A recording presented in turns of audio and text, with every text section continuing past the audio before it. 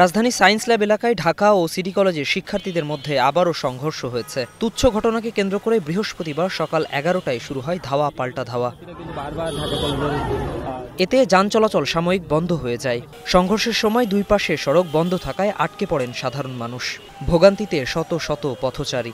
আমরা চাই যে সবসময় সন্তানেরা নির্ভেজাল অবস্থায় থাকুক, এবং কোনোভাবে আমাদের কাম্য নয় যে কখনোই এই ঝামেলার মধ্যে পড়ে। আমরা অভিভাবক হিসাবে চাই তারা সুন্দরভাবে কলেজে আসুক, কলেজ থেকে যাক, এটাই আমরা আশা করি। তারা এগুলা বাদ দিয়ে সঠিকভাবে কলেজে আসুক, সঠিকভাবে বাসায় ফিরুক, কোনো গ্যাঞ্জাম ট্যাঞ্জাম না করে লেখাপড়ার দিকে থাকুক।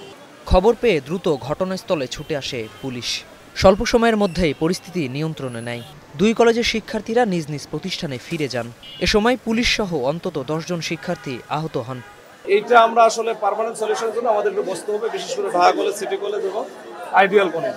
এই তিনটা কলেজ নিয়ে আমরা আগামী রবিবার সোমবার থেকে একটু বসবো। আবার এর আগেও বসেছিলাম, এবার স্টুডেন্ট সব হবে, যেন এদের এই ছোট ছোট বিষয় নিয়ে যে ঘটনাগুলো ঘটতেছে এটা যেন আর না ঘটে। তুচ্ছ ঘটনাকে কেন্দ্র করে তৈরি হওয়া উত্তেজনা এখন কলেজ দুটোর শিক্ষার্থীদের অনেকের কাছেও বিড়ম্বনার কারণ। বারবার একই ধরনের ঘটনা দেখতে চান না তারা। সারা বাংলাদেশে একটা ইস্যু হয়ে গেছে এবং সকলে জানে যে ঢাকা কলেজ, সিটি কলেজ মারামারি করে, এবং এটা একজন স্টুডেন্ট হিসেবে আসলে আমার মতে কোনোভাবেই সমীচীন না। আসলে দুই কলেজের প্রশাসন যদি সুস্থভাবে বসে এটা নিয়ে আলোচনা করে কি কি পদক্ষেপ গ্রহণ করা লাগে, যদি এটা করে তাহলেই তো ঝামেলাটা মিট হয়ে যায়। আমরা চাই এখানে শিক্ষার পরিবেশ বজায় থাকুক, এবং শিক্ষার পরিবেশ বজায় রাখার জন্য আইন শৃঙ্খলা রক্ষাকারী বাহিনী, সরকারের যে পদক্ষেপ নেওয়া দরকার যেন তারা সর্বপ্রকার পদক্ষেপ নেয়। আমরা যারা ঢাকা কলেজের শিক্ষার্থী আছি এবং ঢাকা কলেজের আমরা যারা ছাত্রদলের নেতৃবৃন্দ আছি, আমরা প্রশাসনকে সর্বাত্মক সহযোগিতা করব। চলতি বছরে জানুয়ারি, ফেব্রুয়ারি ও মার্চ মাসে মোট 4 বার ঢাকা, সিটি ও আইডিয়াল কলেজের শিক্ষার্থীদের মধ্যে সায়েন্স ল্যাব এলাকায় সংঘর্ষ হয়।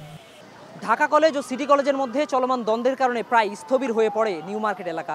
সাধারণ মানুষের পাশাপাশি পথচারী, ব্যবসায়ীরা পড়েন চরম ভোগান্তিতে। দুই কলেজের শিক্ষার্থীরাই বলছেন এই সমস্যা নিরসনে দ্রুত পদক্ষেপ নেওয়া জরুরি। শামুল ইসলাম, স্টার নিউজ, ঢাকা।